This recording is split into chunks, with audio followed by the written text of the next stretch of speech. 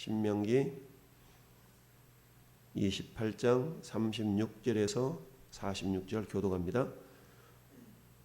여호와께서 너와 네가 세울 네 임금을 너와 네 조상들이 알지 못하던 나라로 끌어가시리니 네가 거기서 목석으로 만든 다른 신들을 섬길 것이며 여호와께서 너를 끌어가시는 모든 민족 중에서 네가 놀람과 속담과 비방거리가 되리라. 내가 많은 종자를 들에 뿌릴지라도 메뚜기가 먹음으로 거둘 것이 적을 것이며 내가 포도원을 심고 가꿀지라도 벌레가 먹음으로 포도를 따지 못하고 포도주를 마시지 못할 것이며 내 모든 경내에 감람나무가 있을지라도 그 열매가 떨어지므로 그 기름을 내 몸에 바르지 못할 것이며 내가 자녀를 낳을지라도 그들이 포로가 되므로 너와 함께 있지 못할 것이며 내 모든 나무와 토지 소산은 메뚜기가 먹을 것이며 너희 중에 우고하는 이방인은 점점 높아져서 내 위에 뛰어나고 점점 낮아질 것이며 그는 내게 구워줄지라도 너는 그에게 구워주지 못하리니 그는 머리가 되고 너는 꼬리가 될 것이라. 내가 내 하나님 여호와의 말씀을 청종하지 아니하고 내게 명령하신 그의 명령과 규례를 지키지 아니하므로 이 모든 규례가 내게 와서 너를 따르고 내게 이르러 마침내 너를 멸하리니 이 모든 저주가 너와 네 자손에게 영원히 있어서 표징과 훈계가 되리라. 아멘. 따라합시다. 표징과 훈계가 되리라. 표징과 훈계가 되리라. 표징이라는 말은 징표, 징조 이런 의미가 있죠. 표징과 훈계가 되리라. 그런 징표가 있기 때문에 그것을 통하여서 우리에게 깨달음을 줄 수 있는 것, 이게 훈계가 될 수 있겠죠. 자, 모세를 통해서 계속적으로 하나님께서 축복을 선포하신 이후에 또 저주에 대한 메시지를 선포하고 있습니다. 27장에서 하나님 모세에게 야, 6지파는 저 거리심상 앞에서 축복을 선포하고 6지파는 에발산 앞에서 저주를 선포하라. 물론 6지파가 축복받고 저주받는다는 의미가 아니라 상징적으로 그렇게 하나님께서 축복과 저주를 선포하면서 너희는 축복의 자녀가 되기를 원한다라고 말씀을 하시는 겁니다. 그래서 저주받은 족속의 지파의 모습이 뭡니까? 루벤 지파와 빌하와 실바를 통해서 태어난 자녀들을 앞세우고 그들에게 저주를 선포하는 의식을 행했던 걸 보게 됩니다. 자, 계속해서 저주의 말씀을 선포하고 있는데요. 오늘 읽어본 본문을 통해서 36절, 37절은 아직 이들이 가나안 땅에 들어가지도 않았고 아직 이들에게 왕이 세워지지도 않았음에도 불구하고 하나님은 머지않은 날에 이들이 나를 버리고 육신의 왕을 원하는 그날이 있을 것을 우리 하나님 이미 알고 계신 거죠. 36절에 여호와께서 너와 네가 세울 내 임금을 너와 내 조상들이 알지 못하던 나라로 끌어가시리니 내가 거기서 목석으로 만든 다른 신들을 섬길 것이다 라고 말씀을 하고 있습니다. 여러분, 여호수아를 통해서 가나안 정복 전쟁이 약 5년에서 7년 정도가 이루어지게 됩니다. 그러니까 10년 만에 거의 정복 전쟁이 이루어지고 12지파에게 땅을 분배하는 일이 발생하게 되죠. 하나님은 그 가나안 땅을 정복함에 있어서 여러 가지 주의사항을 말씀하셨죠. 기본적으로는 그곳에 있는 원주민들을 다 몰아낼 것과 그리고 그곳에 있는 우상들을 결코 섬기지 말 것에 대한 명령을 하셨습니다. 그리고는 그들에게 이렇게 하면 너희가 축복을 받지만 그러나 그렇지 않으면 너희에게 저주가 임한다라고 말씀을 하고 계시는 겁니다. 하나님의 마음은 이스라엘 모든 백성들이 복받기를 원하시지만 그러나 인간의 죄성에 있어서 온전하게 하나님만을 섬기는 그런 믿음의 모습을 보이지 못함으로 말미암아 오늘 36절 37절에 있는 것처럼 너와 네가 세울 내 임금을 이미 하나님께서 그들의 임금이요 그들이 영원한 왕이 되시지만, 그러나 이스라엘 백성들은 이제 사사시대 400여 년의 세월을 통하여서 그들에게 지도자가 절대적으로 필요한 것임을 그들이 느끼게 됩니다. 하나님께서는 시대마다 사사를 일으켜 주셔서 그 사사들을 통하여서 이스라엘 백성들을 구원하셨던 그런 사사시대의 400여 년의 인생을 보게 됩니다. 16명의 소사사 대사사를 통해서 하나님께서는 그 사사시대의 전체적인 흐름을 이렇게 말씀하고 있죠. 사사기 17장과 21장에 그때에 그들에게 왕이 없으므로 백성들이 자기들의 소견에 옳은 대로 행동하였더라. 왕이 없었던 게 아니라 하나님이 그들의 왕이었음에도 불구하고 하나님을 왕으로 인정하지 않고 섬기지 않고 자기 소견에 옳은 대로. 여러분, 오늘날에도 여전히 마찬가지입니다. 우리의 영원한 왕이신 우리 하나님 아버지를 우리가 신뢰하고 섬기지 않고 자기 소견에 옳은 대로 살아가는, 예수 믿는다 하는 사람들이 얼마나 많습니까? 이런 영적인 양상은 우리 하나님께서 모세를 통하여서 아직 가나안 땅에 들어가기도 전에 모압 평지에서 세 편의 유언과도 같은 그런 메시지를 증거하시면서 너희들이 장차 가나안 땅에 들어가서 이렇게 살아야 되는데, 그때 분명하게 두 가지 양상이 나타날 것인데, 한 사람들은 하나님을 전심으로 쫓아서 풍성한 생명을 누리는 사람이 있는 반면에, 그렇지 않냐고 내가 너희들의 왕이요 임금임에도 불구하고 여전히 인간적인 왕을 구하는 사람들이 있을 것이다 라고 말씀합니다. 그래서 여러분, 사무엘상 8장에 보니까 사무엘 선지자가 마지막 사사라고도 합니다. 그 사무엘 선지자를 통하여서 하나님께서는 이스라엘 백성들이 그야말로 주변에 있는 나라 사람들이 그들을 쳐들어왔을 때에 사무엘에게, 사무엘상 8장 4절에 이스라엘 모든 장로가 모여 라마에 있는 사무엘에게 나아가서 그에게 이르되, 보소서, 당신은 늙고 당신의 아들들은 당신의 행위를 따르지 아니하니 모든 나라와 같이 우리에게 왕을 세워 우리를 다스리게 하소서 한지라. 이스라엘 백성들이처럼 사무엘 선지자 앞에 나가서 우리에게도 다른 나라들처럼 왕을 세워주시오라고 요청을 합니다. 사무엘 선지자는 이것이 악인 줄을 알았기 때문에 마음이 상했어요. 그러나 하나님은 뭐라고 말씀하고 있냐면, 너희가 암몬 자손의 왕 나하스를 치러 옴을 보고 너희 하나님 여호와께서는 너희의 왕이 되심에도 불구하고 너희가 내게 이르기를 아니라 우리를 다스릴 왕이 있어야 하겠다 하였도다. 이제 너희가 구한 왕, 너희가 택한 왕을 보라. 그렇게 해서 결국 누가 세워져요? 사울이 왕으로 세워지죠. 그러면서 너희 위에 여호와께서 너희의 왕을 세우셨느니라.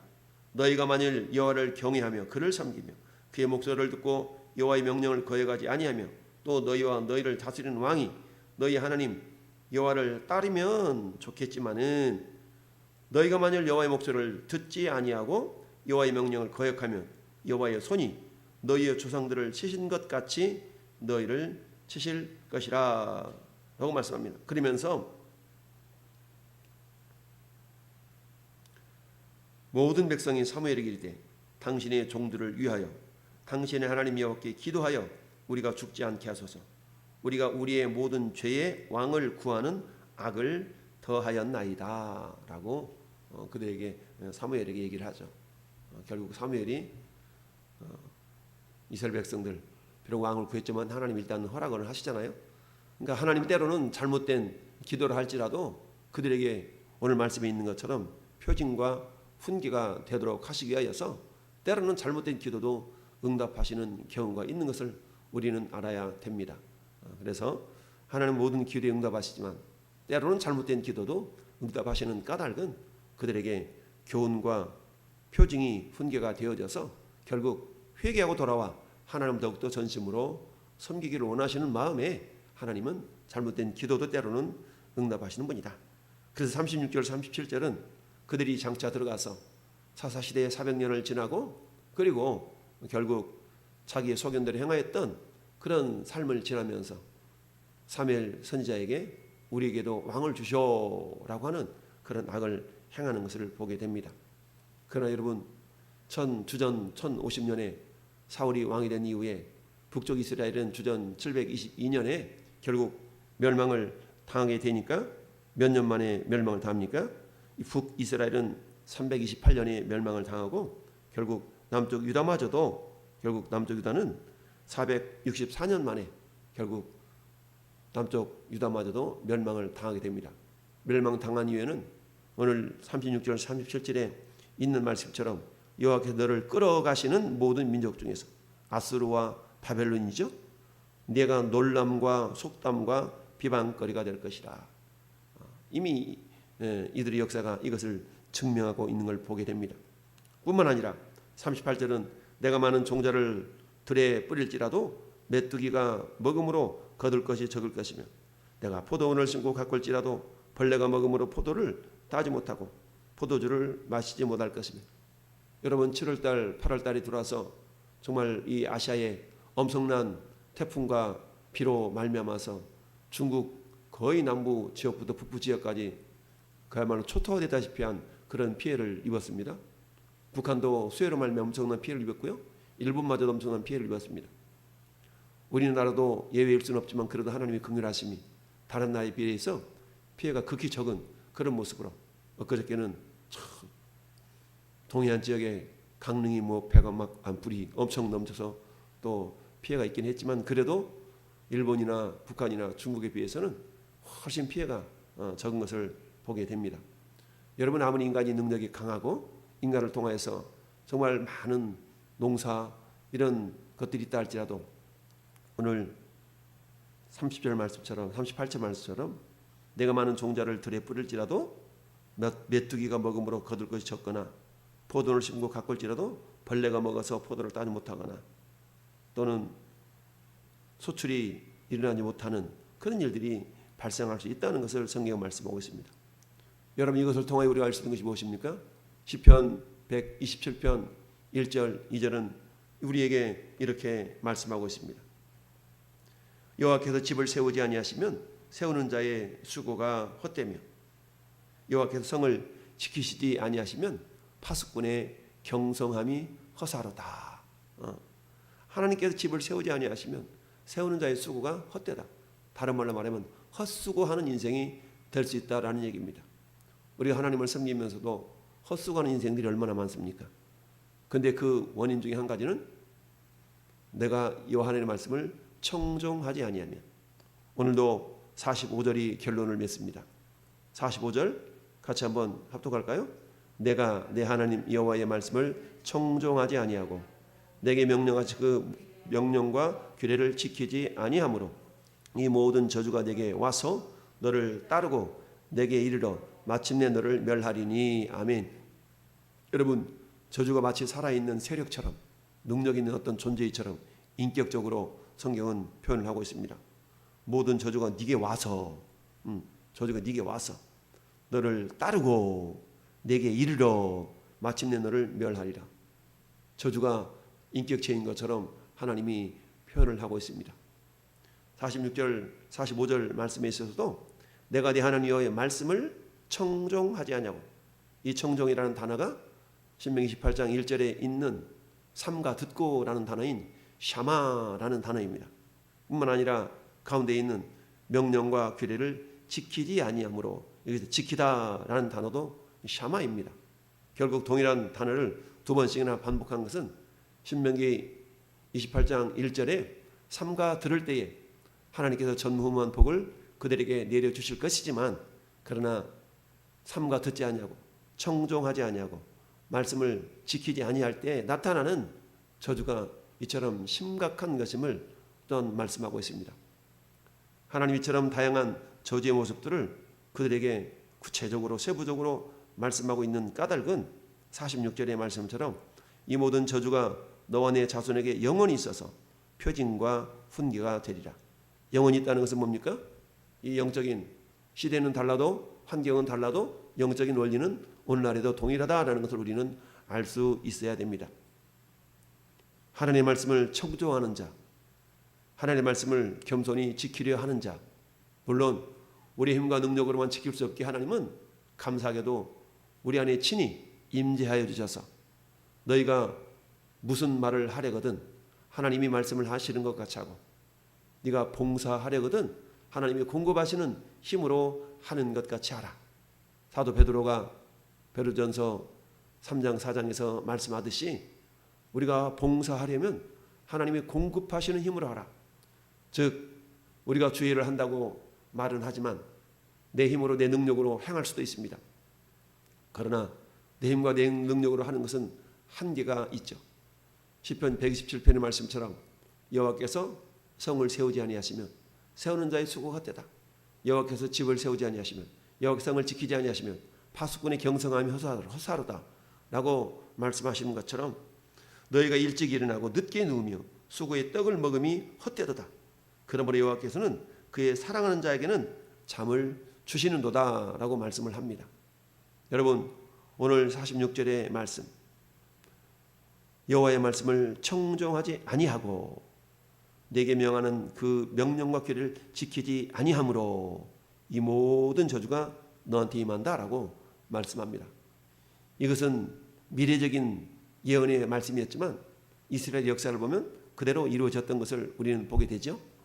이런 것처럼 하나님의 말씀은 그때나 지금이나 동일하게 영적인 양상을 이루어가는 것을 우리는 알아야 됩니다. 왜 그럴까요? 하나님은 죽은 자의 하나님이 아니라 산 자의 하나님이시오.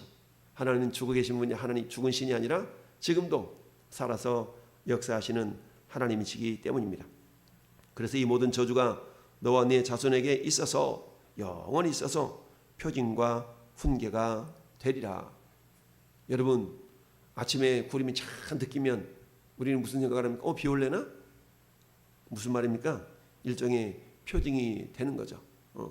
아빠 혼났어. 아니 아빠 화 많이 났어.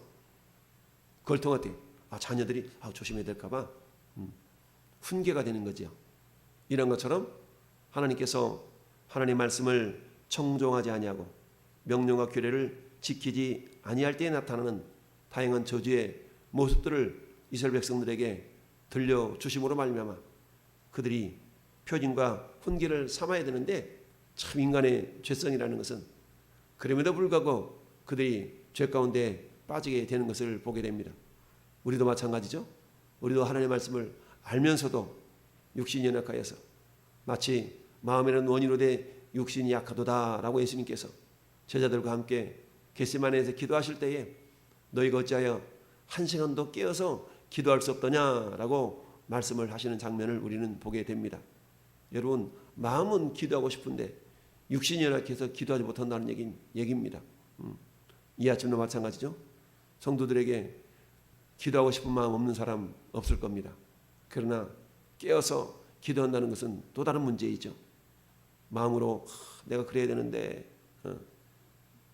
그러나 실질적으로 그 마음을 실천에 옮길 수 있는 것은 결국은 내 힘과 내 능력이 아니라 하나님께서 도와주셔야만 된다는 얘기입니다. 하나님께서 우리의 마음까지도 지켜 주실 수 있도록 이 아침에 이스라엘 백성들에게 예언하셨던 그 저주의 말씀이 전 여러분 삶 속에 표징과 훈계가 되어져서 내 삶 속에 여러분 여러 가지 연약함의 모습들이 있을 때마다 우리는 우리 자신을 말씀에 비추어서 정말 일깨워서 우리가 하나님 말씀대로 행하려고 하는 그런 마음과 또는 성령의 무장을 통하여서 우리가 하나님의 말씀대로 순종해서 결국 저주가 임하는 자들이 아니라 우리에게 축복이 임하는 그런 사람들이 될 수 있기를 바랍니다. 원합니다. 그래서 여러분 우리 그런 얘기합니다. 실수를 한두 번 할 때는 용납하지만 그러나 실수가 여러 번 거듭될 때는 그것이 실수가 아니라 그게 실력이다 라는 그런 세상 말이 있습니다. 오늘 말씀의 교훈을 통해서 우리 삶 속에서 저주의 열매가 맺히지 않도록 말씀과 표징을 훈계 삼아서 오늘 하루도 우리가 생명길을 선택해서 걸어갈 수 있는 하나님의 귀한 자녀들이 될 수 있기를 예수님 이름으로 축원을 드립니다.